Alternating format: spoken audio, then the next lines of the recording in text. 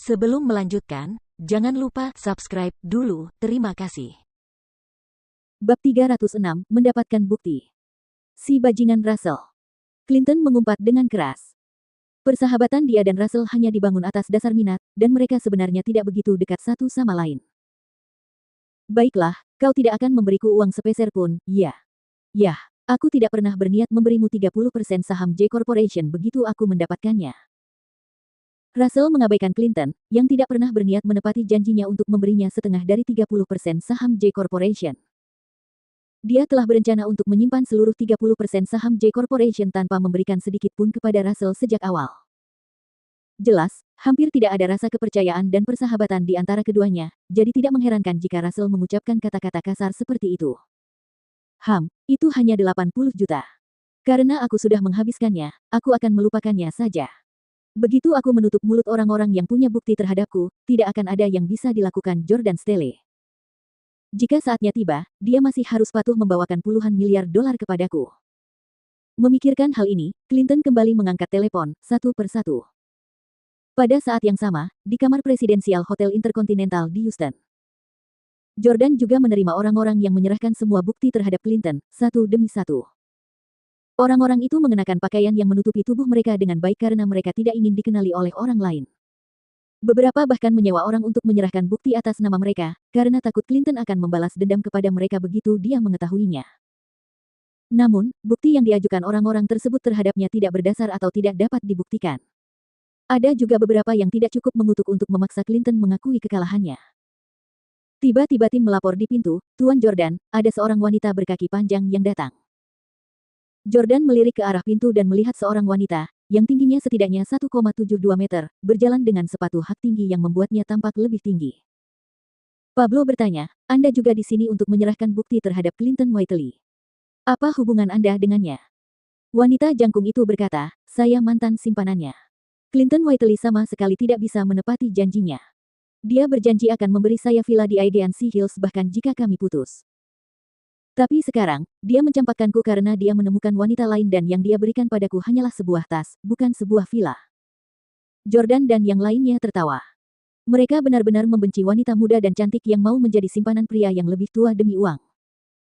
Dia menginginkan villa senilai jutaan dolar setelah 2 tahun tidur dengannya. Jika di dunia ini ada hal yang semudah itu, semua wanita tidak perlu bekerja keras lagi. Mereka bisa tidur dengan pria kaya. Jordan bertanya, bukti apa yang kau berikan terhadapnya? Wanita jangkung itu menjawab, dia punya simpanan yang dia sembunyikan dari istrinya.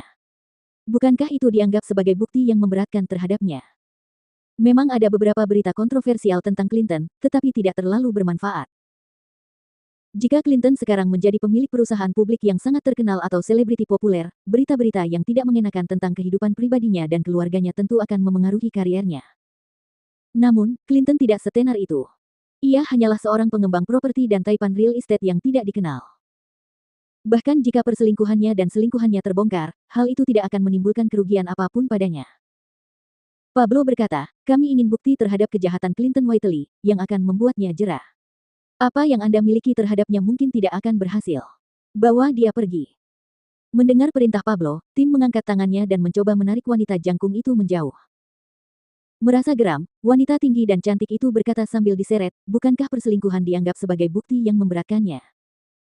Jordan, Pablo dan yang lainnya semua tertawa terbahak-bahak karena bukti yang dibeberkannya paling-paling hanya akan membuat Clinton menjadi bahan tertawaan.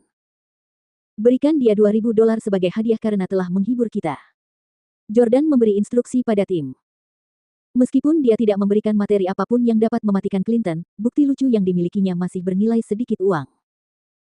Namun, setelah beberapa menit, Jordan terus melihat waktu dan melihat bahwa waktu sudah mendekati pukul 11 malam. Jika dia masih tidak mempunyai bukti yang memberatkan, Jordan mungkin tidak akan bisa menemui Victoria malam ini. Saat Jordan mulai gelisah, tim masuk lagi dan berkata, Tuan Stelly, ada wanita setengah baya di pintu. Oh. Jordan sedikit terkejut saat melihat seorang wanita berusia 40-an berdiri di pintu, mengenakan pakaian biasa. Dia tampak agak polos. Jordan tahu bahwa dia berasal dari latar belakang yang biasa-biasa saja. Silakan masuk, kata tim kepada wanita paruh baya itu. Baiklah. Wanita itu mengangguk dan berjalan masuk dengan agak tidak nyaman sambil menundukkan kepala, merasa agak gugup. Mungkinkah karena dia belum pernah melihat kamar presiden yang semewah itu? Jordan bingung. Clinton dianggap sebagai orang kaya di kota ini. Bagaimana dia bisa terlibat dengan wanita biasa? Pablo melangkah maju dan bertanya, apakah Anda punya bukti terhadap Clinton? Wanita paruh baya itu menggelengkan kepalanya. Pablo berkata dengan tidak sabar, tentunya kau tidak datang ke tempat yang salah, kan? Tim, bawa dia pergi. Kenapa kau membawanya ke sini tanpa tahu situasinya dengan jelas? Yang mengejutkannya, wanita itu berkata dengan cemas, saya tidak punya bukti terhadap Clinton Whiteley, tetapi saya punya bukti terhadap putranya. Oh. Sekarang Jordan, Pablo, dan yang lainnya tertarik. Terkadang, untuk menghancurkan seseorang, Anda tidak harus berhadapan langsung dengannya. Berhadapan dengan kerabat terdekatnya juga bisa berhasil. Wanita paruh baya itu mengeluarkan telepon genggamnya dan menyerahkannya kepada Pablo sebelum berkata, ini video putranya yang menindas teman-teman sekelasnya di sekolah. Pablo mengambil telepon dan menyerahkannya kepada Jordan, yang kemudian menekan tombol putar. Jordan meletakkan dagunya di tangannya dan mulai berpikir. Kekerasan di sekolah merupakan kejahatan serius yang dapat dijatuhi hukuman penjara lebih dari 6 tahun. Namun, terkadang, orang tua korban bisa disuap agar lolos dari hukuman. Selain itu, banyak orang tua merasa anak-anaknya seharusnya diberi hukuman yang lebih ringan dan kesempatan kedua. Yang mana putra Clinton Whiteley? Tanya Pablo. Yang pendek, jawab wanita paruh baya itu. Pablo mengerutkan kening dan berkata, Tuan Jordan, bahkan jika video ini tersebar, saya khawatir Clinton tidak akan takut, bukan? Jordan mengangguk. Pablo menatap wanita paruh baya itu dan berkata, buktimu tidak bernilai 15 juta dolar, tapi aku akan meminta seseorang mentransfer 15.000 dolar kepadamu. Namun, wanita paruh baya itu menjadi cemas dan berkata, ini pasti bernilai jutaan. Coba peras Clinton Whiteley dengan ini dan dia pasti akan memberimu lebih dari 15 juta dolar. Jordan tiba-tiba merasa ada yang tidak beres.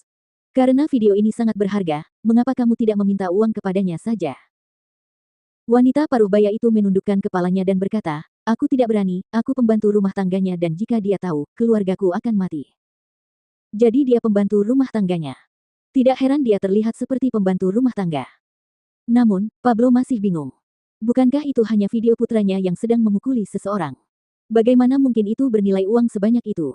Mengapa Clinton harus menghentikan video ini agar tidak tersebar, berapapun biayanya? Pada saat ini, senyum muncul di wajah Jordan karena dia sudah tahu jawabannya.